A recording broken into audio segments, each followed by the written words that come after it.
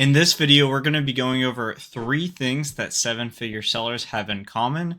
And yeah, so I just have some notes here and we're just going to get right through it. Number 1 is they know their numbers. So every single month, they download a profit and loss statement. They see all of their expenses. They see how much they're spending on inventory, how much they're spending on boxes, how much they're paying for their software subscriptions. That's a huge one, right? Nobody's talking about that. How much are you paying for software? How much are you paying for supplies? How much are you paying for labels, right? All these little things do add up. And I find that the sellers that do insanely well know their numbers.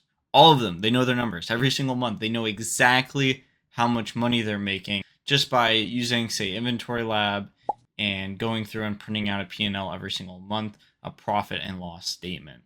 You can also use other things like QuickBooks, Excel. Some people have actual accountant to help them out with their business. Point number 2, they just do like a lot more, but it's not necessarily a lot more work. So let me explain. So for when they buy an item, you might buy 10 of that item, but that larger seller is buying 100. They're buying 1,000 of that item. So they're a lot more confident. They've been doing this for a while.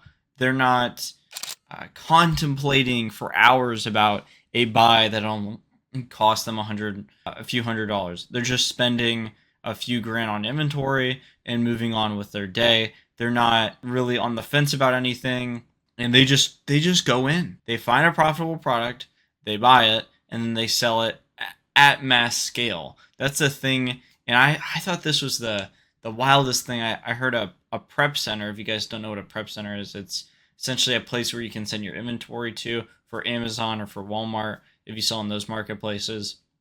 And this prep center owner, he said, it's so funny. Everybody's selling the same stuff, but some people just buy more. Like the bigger sellers are just buying more.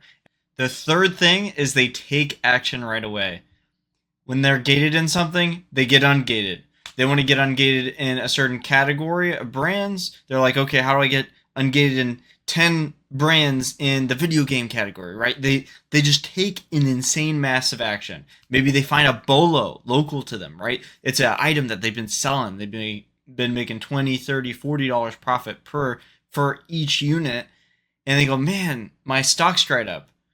But then they take the action to take a road trip around the country, buying up the stock at these different stores and sending it to Amazon.